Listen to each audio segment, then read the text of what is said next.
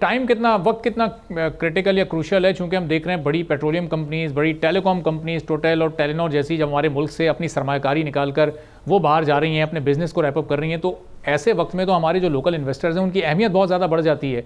अगर हम इस तरह की सियासत इस अमल में भी करेंगे तो लोकल इन्वेस्टर्स का तो एतमाद फिर बिल्कुल ही तबाह हो जाएगा। वो तो फिर बाहर इन्वेस्टमेंट करने के बारे में सोचेगा, हमारी मईशत की बुनियाद का क्या होगा फिर। जी यकीनन, और वो कर रहे हैं। आपकी जो फॉरेन डायरेक्ट इन्वेस्टमेंट है, आपकी जो IMF की डिप्टी मैनेजिंग डायरेक्टर है एनजीओ साहिबा, उन्होंने बयान दिया है बकायदा कि पाकिस्तान में इस साल यानी जून 30 2025 तक जो फॉरेन डायरेक्ट इन्वेस्टमेंट है वो सिर्फ 1% बढ़ेगी GDP की, जो कि तकरीबन कोई 330-40 मिलियन डॉलर है, जो कि हमारा 1-2 हफ्तों में ये रोशन डिजिटल अकाउंट में आ जाता है, यानी ना होने के बराबर है। और ये तो उन्होंने बताया ही नहीं कि कितने जो है ना डिसइन्वेस्टमेंट हो रही है। ठीक है, तो इसका मतलब कि ये इस वक्त तक हुकूमत को एहसास नहीं है कि इनके इस अमल से या ताख़ीर से जो लोकल इन्वेस्टर का एतमाद टूट रहा है, ये लॉन्ग टर्म में कितना पाकिस्तान की इकोनॉमी को नुकसान पहुंचा सकता है। चूंकि इस वक्त तो हमें इन्वेस्टमेंट की ज़रूरत है दुनिया को दिखाने के लिए भी कि हमारे अपने इन्वेस्टर का एतमाद बहाल है, तो हम दुनिया को कन्विंस करेंगे। जो हम मुख्तलिफ ममालिक में जाकर FDI को लाने की बातें कर रहे हैं, उससे पहले तो हमें एक ग्राउंड बनाकर दिखाना पड़ेगा ना अपने लोकल इन्वेस्टर्स की सूरत में। बिल्कुल, ये भी बात है जी। और पूरी दुनिया जो माजी में अमल किया है इन्होंने, और इसकी बाकायदा इंक्वायरी होनी चाहिए, उसके ऊपर पूरी दुनिया हंस रही है कि ये कैसा मुल्क है कि ये 6 महीने 8 महीने एक प्रोसेस में लगा के, और आखिरी दिन जब सब कुछ तैयार है, पका हुआ फल है, तो कहते हैं नहीं जी हमें नहीं चाहिए, और फिर नुकसान उठाते चले जाते हैं 6-7 साल 8 साल और फिर अब दोबारा वही चीज करने की कोशिश कर रहे हैं हम। तो ये क्यों रोका गया था सारा अमल, किसको तकलीफ हुई थी? और दानिश साहब, ये हुकूमत का कोई पहला दूसरा तीसरा महीना तो है नहीं, कोई 6-7 माह ये हुकूमत गुजार चुकी है। और कंटिन्यूशन में अगर आप पीछे वाली हुकूमत में चले हैं PDM की, तो वो भी इन्हीं की हुकूमत थी। अब कोई 2.5-3 साल का अरसा जब इस हुकूमत को कुल मिलाकर हो चुका है, तो ये इस हुकूमत में आने से पहले, दूसरे टेन्योर से पहले क्यों ये सारा काम नहीं कंप्लीट किया गया? ये होमवर्क, ये सारी चीज़ मुकम्मल क्यों नहीं थी? क्या कोई रिसर्च की कमी है, कोई लैकिंग सोच में है, या इंटेंशन नहीं थी करने की? ये बुनियादी खराबी कहाँ पैदा हो रही है? ये जी इंटेंशन बिल्कुल नहीं है इनकी, और ये FBR इन्होंने कभी ठीक करना ही नहीं था। ये महज इन्होंने एक ढकोसला बनाया हुआ है कि जी ये सियासी इस्तेकाम आएगा तो फिर हम ये मुश्किल फैसले लेंगे। आपको कौन रोका? अगर आपके पास कोई फैसले हैं तो आप बताएं। जब गंदम का आपने फैसला लिया था तब आपने जो सियासी इस्तेकाम की वजह से रुके थे कि सियासी इस्तेकाम नहीं है तो हम बेचारे काश्तकार के साथ ये नहीं कर सकते। आपने जो चीज़ आपको पसंद आती है, क्योंकि वो इम्पोर्ट हो रहे थे सारी गंदम, और वो सारा जो आपने बैन लगा दिया था, उसके बावजूद गंदम आती चली गई।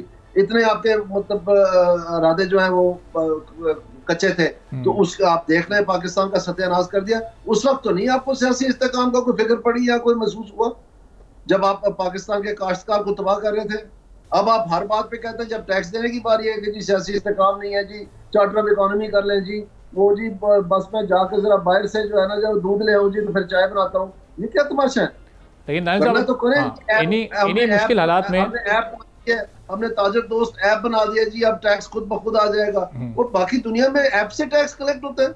क्या बेवकूफ़ों वाली बातें हमें बता रहे हैं ये? वो ज़ाहिर मामला अभी तक नहीं ताजरों के साथ इनके तय हो पा रहे। अब देखना उसमें मजीद कितना वक्त लगता है। लेकिन अब ये इन्हीं हालात में देखें, पंजाब ने एक इनिशिएटिव लिया और 2 माह के लिए कम से कम वो एक रिलीफ दिया लोगों को। अब वो चाहे भले 2 माह के लिए, लेकिन उसके बाद वो सोलर पे उस टेक्नोलॉजी को इस्तेमाल करते हुए लोगों को उस पर शिफ्ट करना चाहते हैं। अब ये ऑप्टिक्स की हद तक है, चूँकि इसने बाकी सूबों पर भी एक प्रेशर क्रिएट कर दिया है, या वाकई कम से कम यहाँ आपको कोई एक इंटेंशन, एक बेहतरी की जानिब कोई राह नज़र आ रही है कि ये एक स्टेप तो इन्होंने लिया है, अब आगे भी कोई प्लानिंग करेंगे और कुछ बेहतरी करने की कोशिश करेंगे? ये अब ये कर रहे हैं जी कि ये दोनों ओहदेदार जो हैं, एक फाइनेंस मिनिस्टर और एक इंटीरियर मिनिस्टर, ये हाथ धो के इनके पीछे पड़े हुए हैं। एक के पीछे डार साहब पड़े हुए हैं, एक के पीछे राना सनाउल्लाह साहब पड़े हुए हैं। और इनका ये इरादा है कि ये किसी तरह से अपनी सियासी जो सूरत हाल है और अपने माजी के जो लल्ले तलले हैं उनको जारी और सारी रखें, और पाकिस्तान को जो है ना तब्दील ना होना पड़े। पाकिस्तान एक नया ताकतवर एशिया में मईशत ना उभर सके, और वही कर्ज उतारो मुल्क पहुंचने 2-3 महीने की जो चेतियां लग रही हैं वापस में, और ये जो ऐप शैप हमें बता रहे हैं चीजें सारी, ये सब अब ये सारी चीजें दाव पे आ रही। अच्छा, तो आप देख रहे हैं ये क्या कर रहे हैं। तो दानिश साहब, ये फाइनेंस मिनिस्टर के पीछे किसी को पढ़ने की जरूरत है जो उनकी इन 6-7 माह में माशी कारकर्दगी है, वो तो अपने बोझ तले खुद ही गिर जाएंगे। उनको गिराने की तो शायद किसी को कोशिश भी नहीं करनी चाहिए। आप मुझे बताएं फिर लगाया क्यों उनको?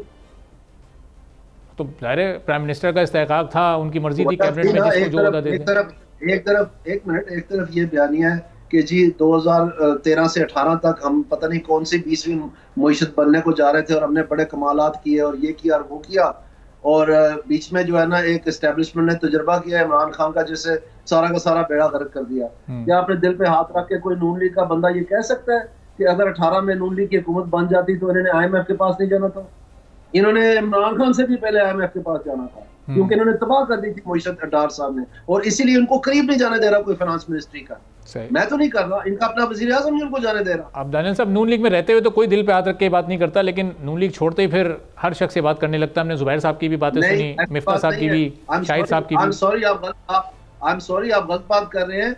मेरे पास सारी पार्टी गवाह है कि मैं प्राइम मिनिस्टर हाउस में मीडिया सेल में बैठ के सबसे ऊंची आवाज बुलंद करता था। नहीं, आपके अलावा अभी जैसे मिफ्ता साहब की हम गुफ्तगू सुन रहे हैं, वो भी हुकूमत से ओहदा छोड़ने के बाद जब वो बाहर आ गए पार्टी से, फिर शाहिद खाकान साहब के भी बयानात पार्टी से बाहर आने के बाद, फिर जुबैर साहब की जब अनबन हो गई।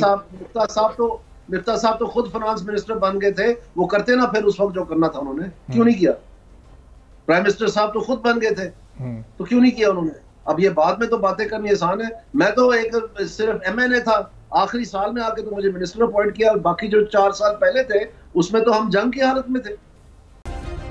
सब्सक्राइब करें और बेल दबाएं ताकि कोई खबर रह न जाए।